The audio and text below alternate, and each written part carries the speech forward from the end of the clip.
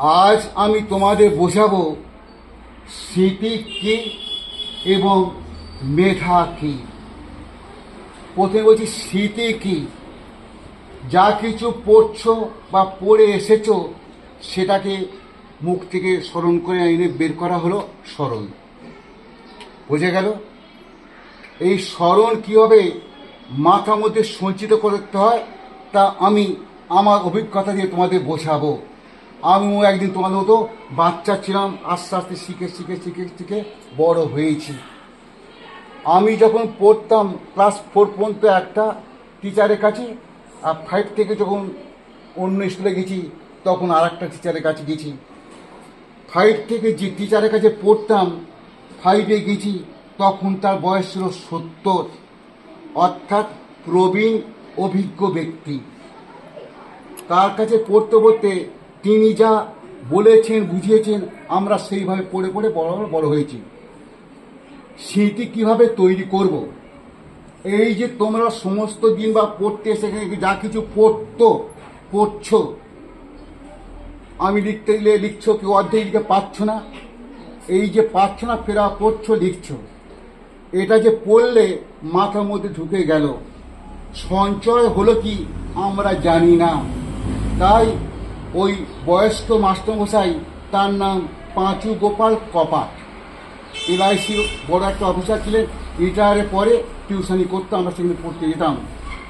আমাকে বলতো, সাথী ওট একটু, তুই এখানে তো সবচেয়ে বেশি পারিস, তোকেই আমি বলি। আর কেউ হয়তো আমার কথা নেবে না, আমি দেখি তো তোকে যা বলি তুই অকটে সব শুনিস। এই যে পড়ে গেলি, সন্ধে পরে ফের আসবি পড়বি, রাত্রে খাওয়া দাওয়ার পরে যখন শুতে গেলি মাথায় কোনো চিন্তা নিবি না, যা কিছু পড়েছিস শুয়ে শুয়ে সেটা ভাববি। তখন দেখবি মাথার মধ্যে মনে আছে কি। যদি মনে থাকে তাহলে জানবে তোমার স্মৃতির মধ্যে সঞ্চিত হলো। সারা জীবনে তুমি যা মনে করলে সারা জীবনে তুমি ভুলবে না। এর নাম স্মৃতির ভাণ্ডার তৈরি হওয়া। বোঝা গেল স্মৃতি কি জিনিস? সমস্ত দিন বা পড়ছো, সেকে বারবার পড়ে পড়ে স্মৃতির একটা ভাণ্ডারে জমা করছো, তার নাম স্মৃতি। আর সেটা যখন প্রশ্ন করব, ওই স্মৃতি থেকে ধরে মুখ থেকে বলা, তার নাম স্মরণ করা। তাহলে স্মরণ করা এবং স্মৃতি একই জিনিস। এবারে আসছি মেধা কি জিনিস। মেধা হলো একটা অদ্বিত বৈশিষ্ট্য।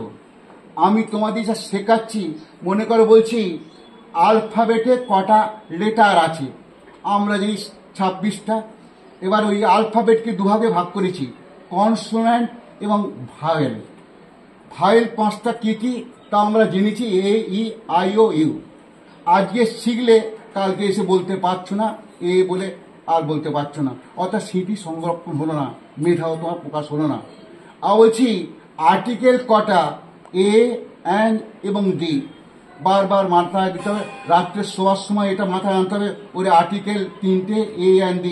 শুয়ে শুয়ে ঘুমিয়ে পড়ো, সারা জীবনে আর্টিকেল 3টে কোনোদিন ভুলতে পারবে না। এবার এসো মেধা। পরিষ্কার বলছি, আসছে তোমাদের অঙ্ক শেখালাম, ক্লাস 10 চক্রবৃদ্ধি সুদের হার। সূত্র শিখেছো, কিভাবে করতে হয় শিখেছি, একটা শিখেছি, দুটো শিখেছি। এবারে সেই সূত্র ধরে পর নিজে করতে পারো, তখন বুঝবে আমার মেধা বেড়েছি, আমি মেধার সাহায্যগুলো সবগুলো করতে পারলাম, স্যারের বলতে হলো না, করে দিতে হলো না। বোঝা গেল মেধা কি জিনিস? মেধা হলো একটা শিখে সেই অনুকরণ করে আরো কিছু তৈরি করে নিজের মতো করে লেখা, তার নাম মেধা। বোঝা গেল? তাহলে আজ থেকে আমি বিশেষ করে বলছি, আজ যা কিছু এখানে পড়ছো বা পড়ে যাচ্ছ, রাত্রে যখন খাওয়া দাওয়া করে শুবে সেটাকে মনে করার চেষ্টা করবে যে মনে আছে কিনা।